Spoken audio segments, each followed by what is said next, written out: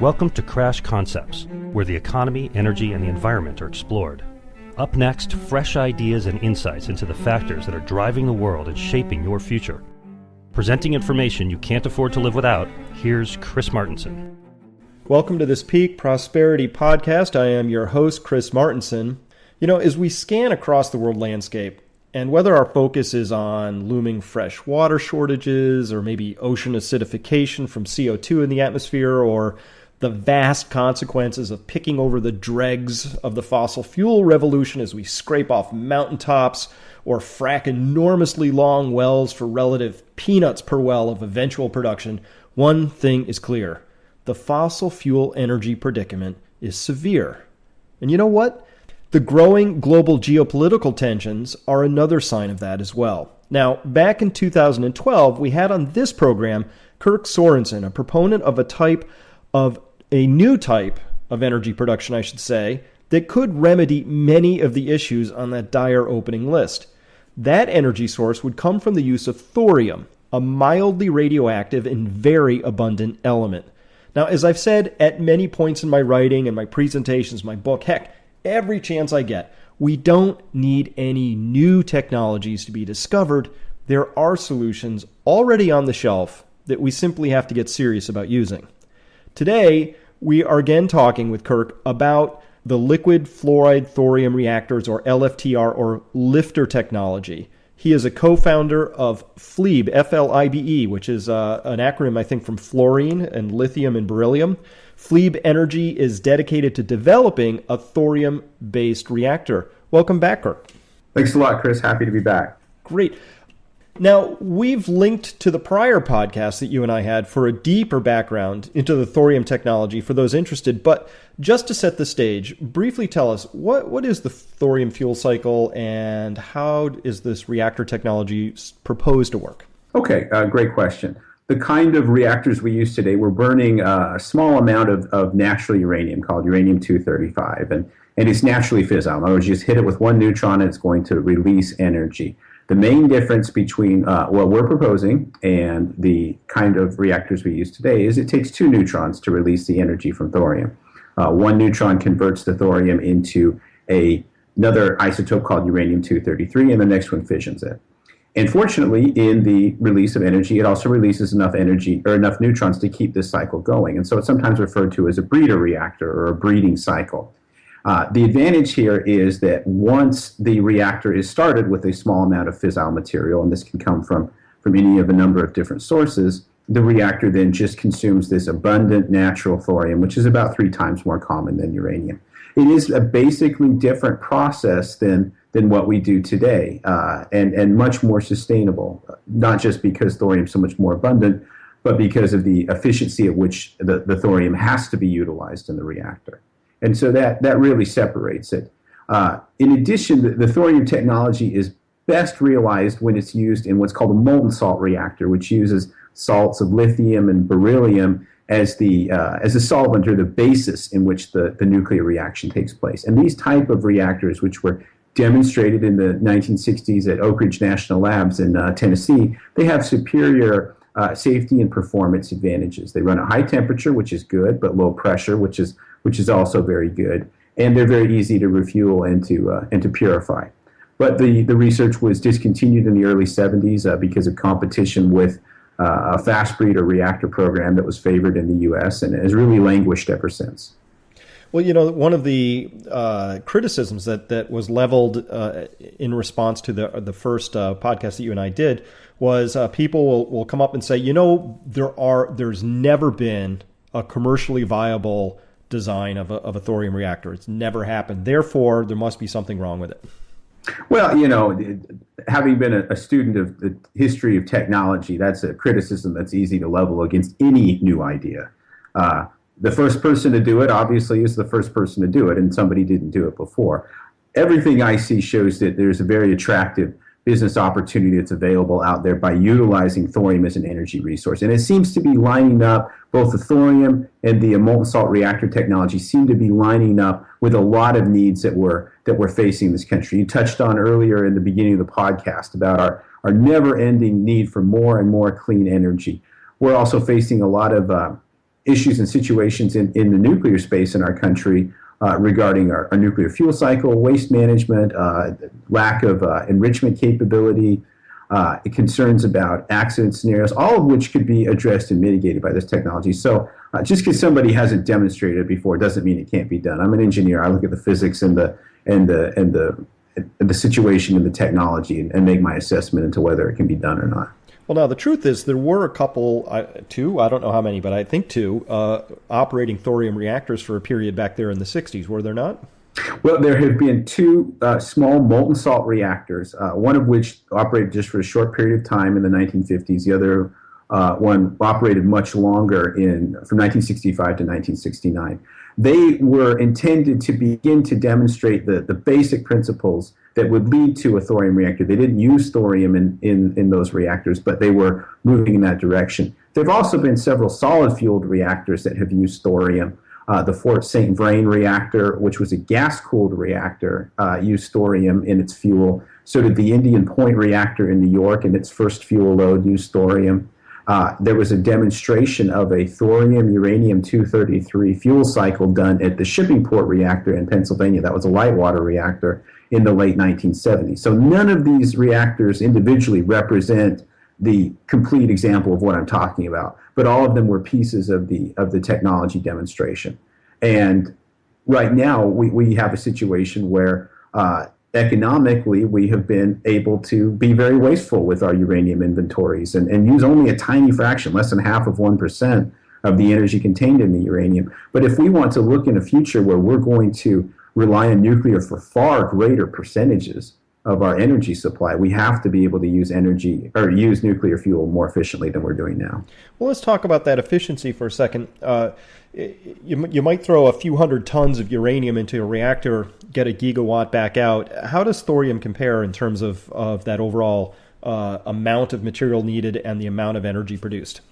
It's something where it really is hard to make an apples to apples comparison, because what we have today, we burn uranium-235. We burn this small amount of material out of a much larger mass of uranium.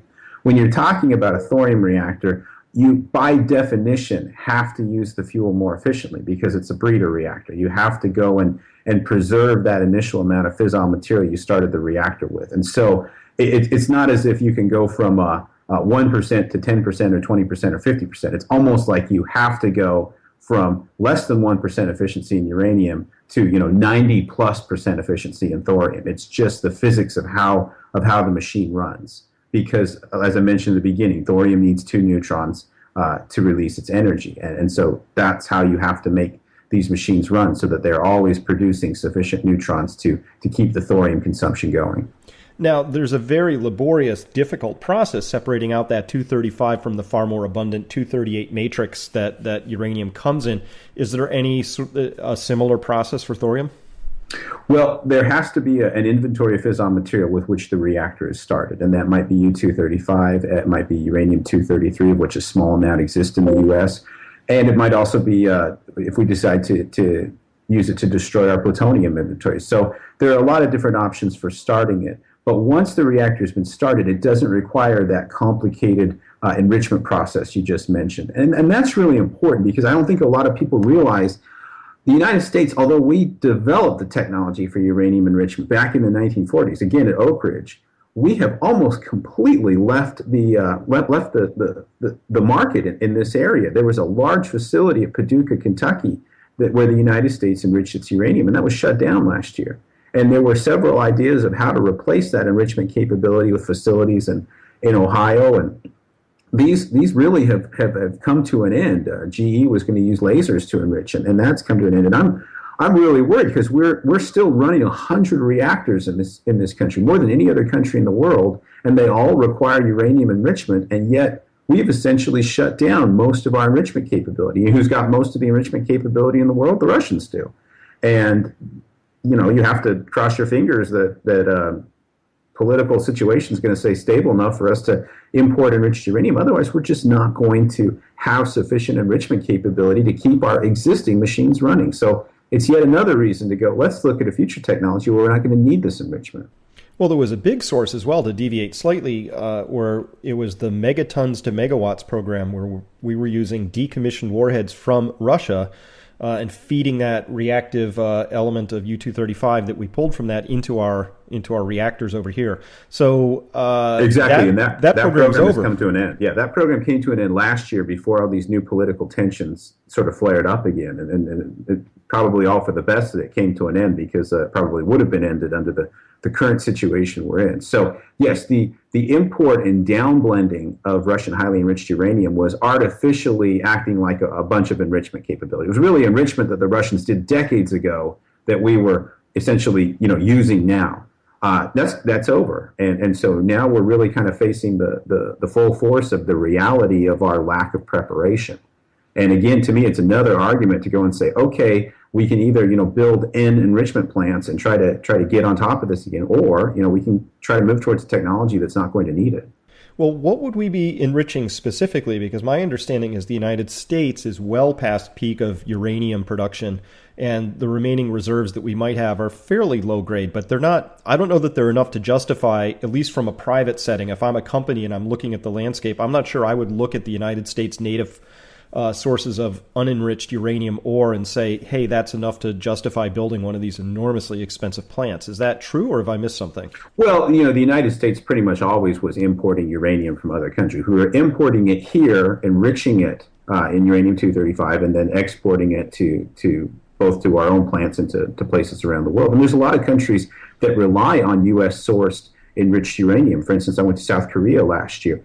They have an agreement where they get all of their enriched uranium from the United States. And then now I also went to United Arab Emirates, to Dubai, and they're building reactors there of South Korean origin, but still also relying on U.S. Enriched uranium supply. So it's not just our own country that we're threatening by dropping the ball on enrichment. It's South Korea and the UAE and probably others as well. So I sort of feel the pressure tightening on doing something about our nuclear situation, and looking out in the future, I go, well, wouldn't it be better to try to get onto this thorium technology where we're not going to need this uranium enrichment to that degree? Obviously, we've still got 100 reactors, but trying to make a logical plan for the future. All right, so let's talk about safety for a minute, because for anybody who's paying the slightest bit of attention, Fukushima just continues to, pardon the pun, but leak information out about just how bad that thing was. Recently, we discovered something that I was convinced of years ago, right when I saw the Reactor 3 explosion.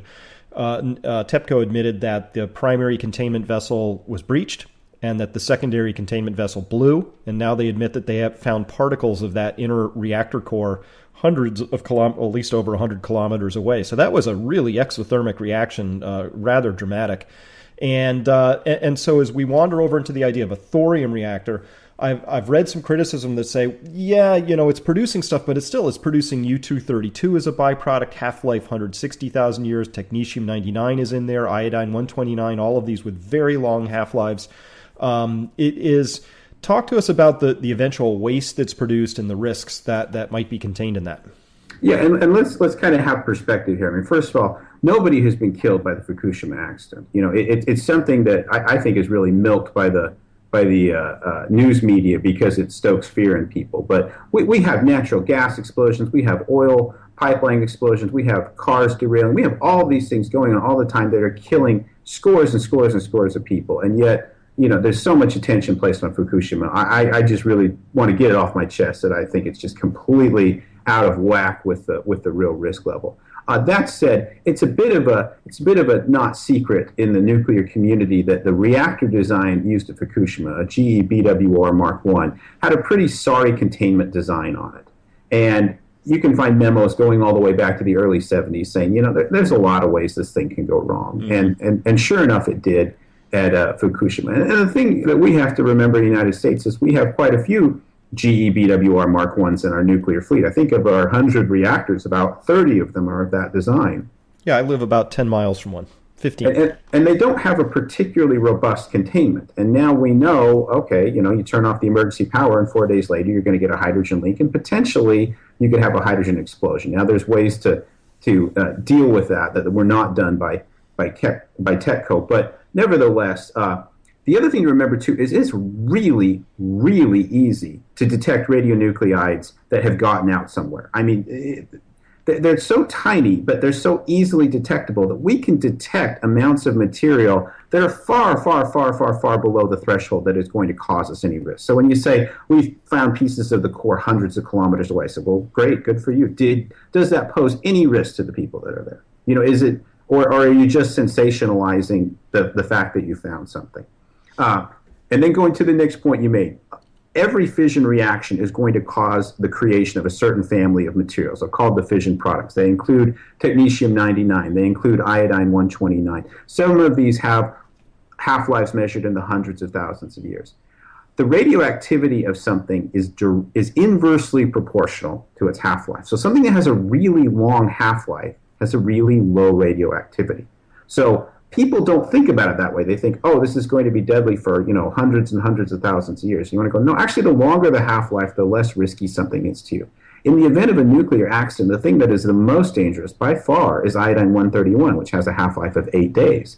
Why is it dangerous? Because it has a half-life of 8 days. That means it's very radioactive, but it also means it's going away very quickly. The difference between the thorium approach that I'm advocating with the molten salt reactors, the LFTR concept, liquid fluoride thorium reactor, is that it doesn't produce long-lived transuranic waste. This is the stuff like plutonium, americium, curium, stuff that's formed when the fuel doesn't burn. It doesn't produce that long-lived waste. It does produce the fission products, but by and large, you'd be amazed how rapidly they decay away. You named off the one or two that don't decay away rapidly, namely iodine-129 and technetium-99. And to give you an idea how harmless technetium-99 is, people all around the world ingest a much more radioactive form of technetium-99 called technetium-99M that only has a 6-hour half-life. They do it for medical procedures, and then they simply excrete the technetium-99 into the water supply. So it's not a big deal. We have hospitals all around the world where people are intentionally ingesting this material and then just, you know, urinating it out to the municipal water supply. So technetium-99, not a big deal. Iodine-129, also not a big deal because of the long half-life. I read an analysis done by a friend of mine who's a health physics person. He said, you know, if you ingested nothing but iodine-129 till the day you die, it would still never even harm your thyroid. People, I think, get mixed up because they think of iodine-129 and they have heard about iodine-131, which has the 8-day half-life, and they go, uh-oh, you know, I've heard this iodine stuff is really bad. And you're like, well, iodine-131, yes, that is really bad, but iodine-129, harmless. It's not going to hurt you.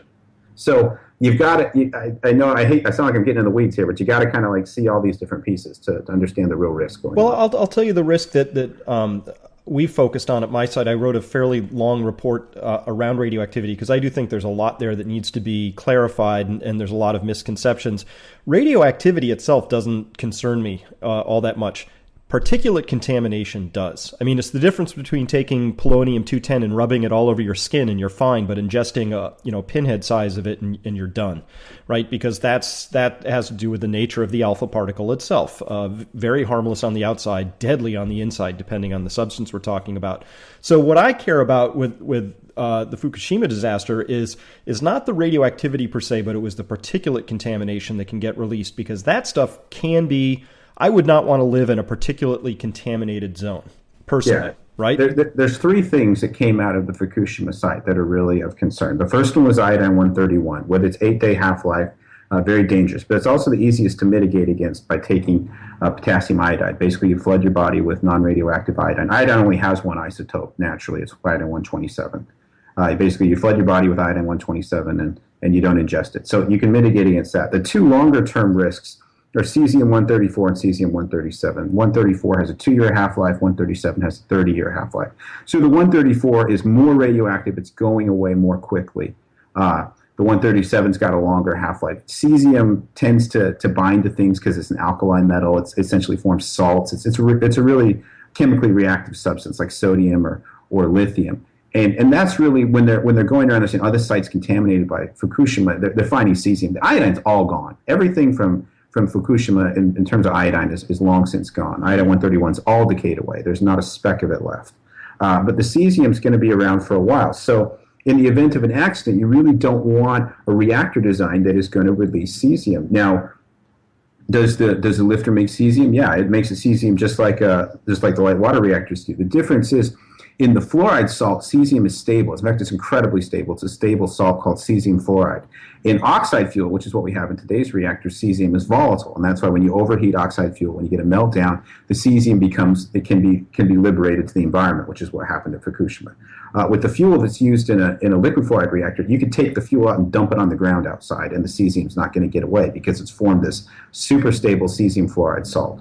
So you've got a chemical situation going on inside the reactor that is binding the most dangerous radionuclides from releasing. Both cesium and strontium both form very, very stable salts in the lifter and don't want to volatilize or get out into the environment.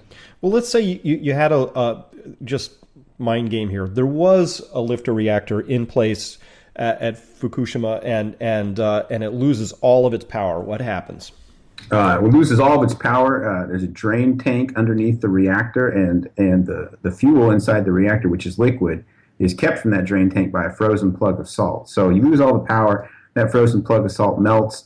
The fuel drains out of the reactor into the drain tank, freezes solid, and end of story. No further intervention required. What happens in a lifter is exactly the opposite of what happens in these solid fueled reactors. They're solid fueled. We don't want them to overheat because we don't want them to melt and release their fission products. The lifter, the fuel is already liquid, and it's liquid at higher temperatures. It freezes and holds up its fission products. So it's a completely different outcome. No intervention would have been required. No offsite radionuclide release.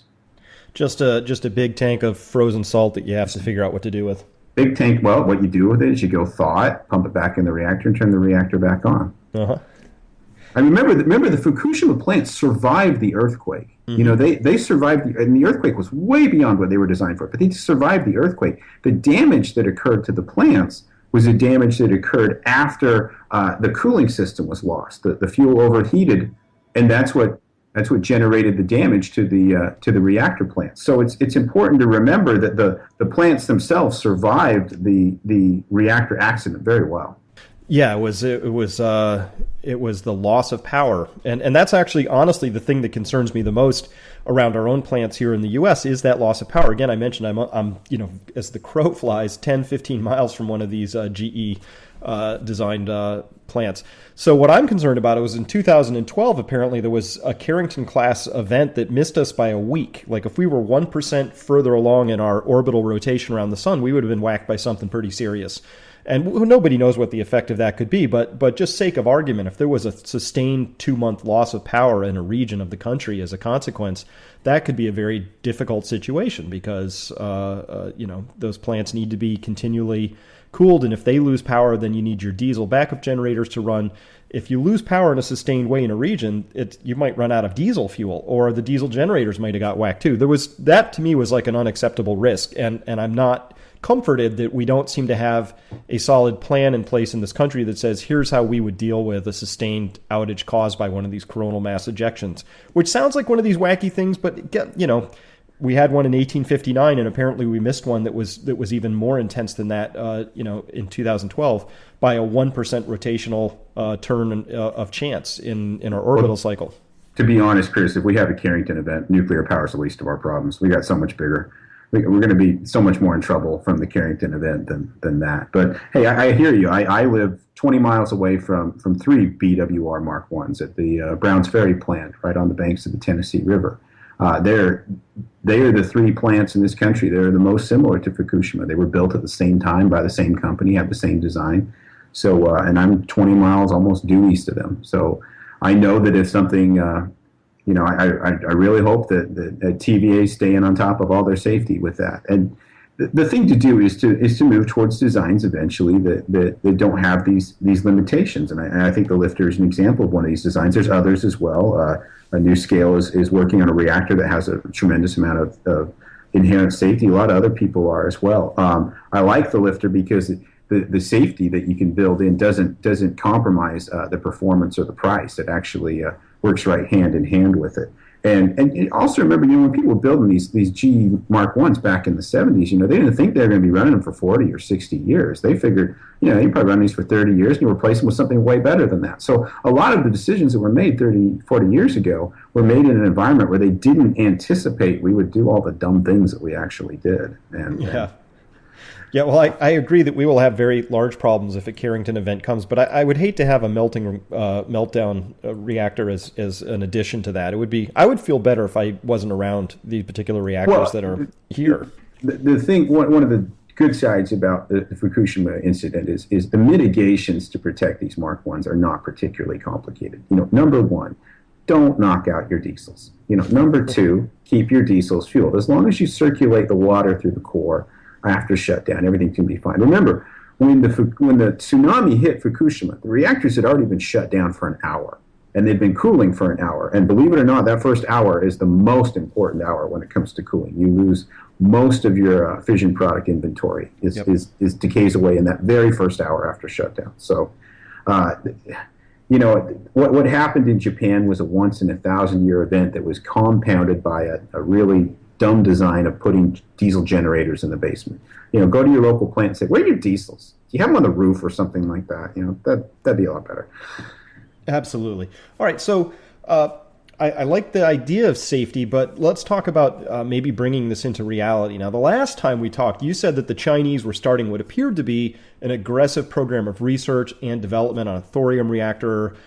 They had hired a bunch of PhDs, maybe numbering over 100. There was funding involved, and you'd mentioned that they had a plan, which sounded aggressive, of having a pilot developed by 2020, if I recall the stories correctly. What can you give us as an update on their efforts? Oh, yeah, I can give you a great update because I was at a conference in Nashville just 2 weeks ago, and one of the representatives from Chinese Academy of Sciences was there, and he gave a presentation, showed us where they were at, what was going on.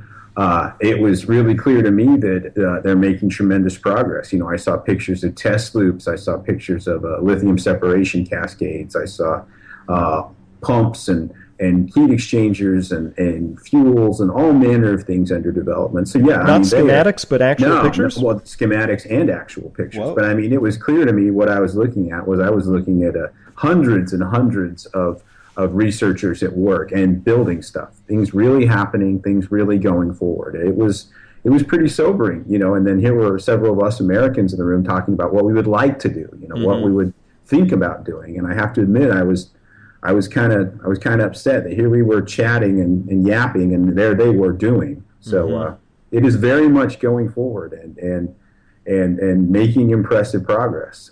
There's latest schedule that I heard at this meeting was a small 2 megawatt thermal reactor by 2020 that wouldn't have a power conversion system, would essentially be, but that would still be the first molten salt reactor somebody's turned on since 1969.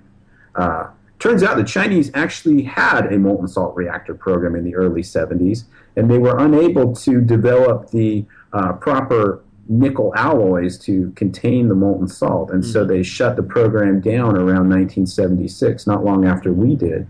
We, on the other hand, had developed that nickel alloy and successfully demonstrated it at Oak Ridge during the molten salt reactor experiment. So I found it kind of interesting that it was that little technology advantage that allowed us to do it and then not to be able to do it. Now, of course, they've kind of come in from the cold as far as technology exchange. They know what we did, and they showed a number of samples of various nickel alloys that they're developing for this program. So that's not a problem for them anymore. They've gotten past that challenge, and they see the advantages of using thorium in the molten salt reactor to be able to produce high temperature, high quality heat for not just for electricity generation, but also for industrial processes, for hydrocarbon generation, desalination, a lot of different things. They're excited about it.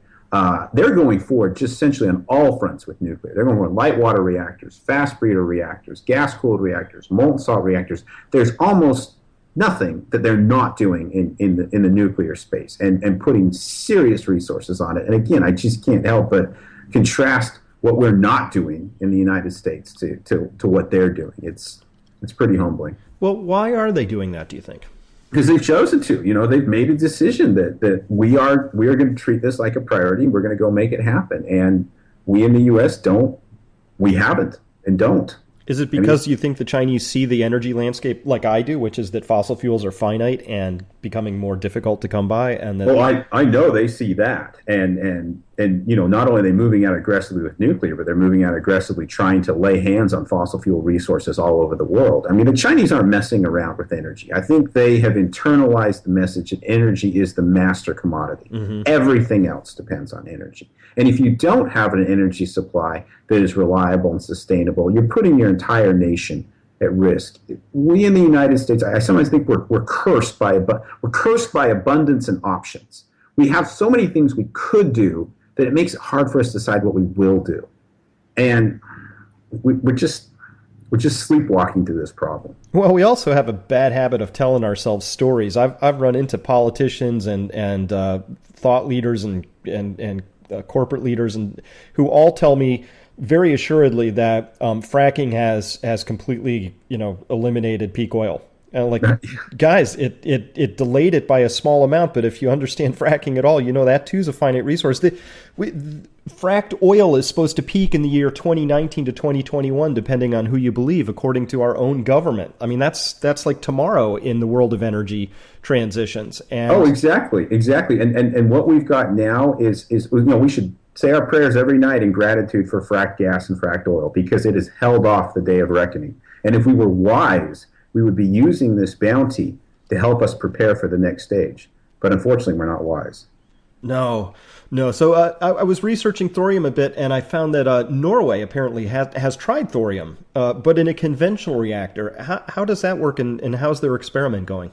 Yeah, what they're doing in Norway is kind of analogous to what happened to that shipping port reactor that I mentioned earlier, where they're using solid oxide fuel like we use in today's reactors. They're loading it into water-cooled, pressurized reactors and testing it out. And it's an example of where, thorium can make a little bit of a difference, but it doesn't make that radical difference. And the reason why is because you're not really running the reactor as a breeder reactor. You're essentially replacing we talked about the enrichment of uranium earlier. That's when you change the percentage of the valuable U-235 to the less valuable 238. If you're not breeding, all you're doing with those kind of thorium reactors is you're replacing essentially worthless uranium-238 with worthless thorium. It makes a little difference. It stretches out the fuel cycle a little longer, but it's not a radical improvement. And so, I know the guys that are working on this in Norway. We go to the same conferences. We go to dinner when we're there. I say, hey, I love you guys, but I kind of think you're wasting your time. And they're like, well, hey, Kirk, you listen up. There's 400 reactors in the world that use fuel this way, and there's no reactors in the world that use fuel the way you're talking about. So we're going after those reactors. We're going after the ones that are built that need fuel now. And that's, fine, guys, but uranium's cheap. And what I'm talking about is a radical change. It's an absolute step, quantum step forward. And yeah, it's not in existence today. We don't have it today. That's not stopping me. We've got to go and make it happen, because the path we're on now is not sustainable, both in a nuclear sense, fossil fuels. Take your pick. We have got to get on sustainable energy paths, and that's why I feel so strongly about using thorium in the lifter. Is that is a sustainable energy path. It's a path that if we develop the technology, we build the reactors, we're going to be able to keep that thing running for thousands, tens of thousands of years because of the abundance of the thorium and the lack of the need of the enrichment. So if and that's a great point. I probably should have brought up much earlier. Given the abundance of thorium, knowing what we know about the designs, given the fact that we're probably going to grow our energy use slightly, there is somewhere how much thorium is there in terms of years of energy production? Alvin Weinberg did a calculation in 1959 based on the thorium in the crust of the Earth, mined to a reasonable depth, assuming 7 billion people, which is about the world population right now, living at a Western standard, which we're not at now, but let's assume they're at a Western standard of energy consumption. His estimate of the thorium reserve was 30 billion years, which puts it at about 6 times longer than the sun has left. So, I don't worry too much about, are we going to run out of thorium? And we also have convenient maps of thorium on the moon and Mars and asteroids. It's really, again, for the same reason it's easy to find Fukushima fragments far away from the site, it's easy to find thorium on other planets. It tells you it's there. So running out of thorium is not an issue. And the beauty of getting to the lifter technology, like I said before, there's not really an in-between between going to this 0.5% energy efficiency and going, to 90+% energy efficiency. It's going to be a step function. It's going to be that kind of thing because the technology does not lend itself to increment. You're going to go from not breeding to breeding, and it's just going to be absolutely revolutionary as far as energy consumption goes. It's a future I believe in so strongly. I'm working towards it, and I just want to sound the alarm. I don't mean to say alarm, but sound the alarm to the world that, hey, come on, let's wake up, guys. Let's go make this happen. Other people are doing it. The United States, who discovered every part of this, really, really ought to be at the forefront. Well, absolutely. And let me talk about one other part of this. How about fresh water? Now, coal plants, natural gas fired power plants, conventional nuclear plants all consume a large amount of fresh water in their thermal cycle. Is that part of the lifter technology too? Well, every power conversion system has to reject the waste heat to the environment. And one of the things that a lot of these other plants have in common is they use steam turbines. And steam involved, it's not very complicated. We've known about it for 200 years or so. You boil the steam at high pressure. You flow that steam through a turbine where it blows down, releases that pressure, turns the turbine. And then you've got to condense the steam back into water. And that's where you use a lot of that cooling water. It's not that we consume it. We consume the cold out of it. Cold isn't the word. Warmth is a word, but cold is. But that's really what we want out of the water. We don't want the water. We want the cold out of the water. And using steam cycles and condensers, you put a lot of water through that system. Now, when you look at something like a lifter that runs at much higher temperatures, you have some different options for how to make electrical power. And one of the most attractive is to use gas turbines instead of steam turbines. So you can look at gas turbines. With gas turbines, now potentially you can air cool those systems rather than water cool those systems. And that gets me pretty excited because I'm originally from the West where it's pretty arid. We don't have Tennessee rivers out there. Mm-hmm. And we also don't have big nuclear reactors, and same reason why. If you want to deploy nuclear energy to places where you don't have a lot of water resources, then you've really got to go to a high temperature reactor that can use air cooling. It changes the game, and it makes nuclear accessible in a lot of places it's not accessible now. So let me tell you something else that's really cool about the gas turbine. Let's say you're next to a body of salt water where, okay, you have a ton of water, but it's not fresh water. You can use the salt water to cool that gas and at the same time generate desalinated water. With today's reactors, you can't use the waste heat for desalinization. You can consume some of your electricity you've produced to run a reverse osmosis system or something like that, mm-hmm. but you can't use waste heat for it. And using waste heat would be really attractive because we have a lot of it. In today's reactors, 2/3 of the thermal energy they generate is rejected as waste heat. In the lifter, it would be a lot less. It would only be about half of the thermal energy generated would be rejected as waste heat, and that waste heat, if you were next to a body of salt water, could be used to desalinate water. So I think that in the longer run, we talk about what are the great resources. Well, they're energy and water. You've got to have those two. Probably not even that order. Probably water and energy is the proper order for those two things. And this is a machine that can make both of them from this very abundant, very low cost thorium fuel once it's been started. Now, you mentioned that the Chinese were interested in that desalinization aspect of this technology. Overall, did they feel? How would you gauge their hopefulness for getting this technology up and running and right? Well, the guy who was giving the presentation was your quintessential engineer. Mm-hmm. He was betraying no emotion, and on top of that, of his. I don't want to criticize his English because it's a whole lot better than my Chinese. Uh-huh. But let's just say he didn't wax expressive about the possibilities like I am prone to do. But it was clear in his presentation that desal and high temperature fuel production and remote location and low water environments, all of those were very much on their radar and very strong drivers for their investment in this technology, which right now is on the order, I've heard on the order of about $400 million a year they're putting into this, which, from my perspective, is just an enormous amount of money. But from the perspective of governments, it's chump change. We waste more money than that before we'll finish this conversation today. Absolutely. And maybe they'll just prop the stock market up for 10 minutes or whatever they do with the money these days. So let's talk about your own efforts then. So here you are, you're in the United States, the the actual discoverer of this technology. You've got a company just out there trying to drum up support for this. How's it going? It's actually going really well.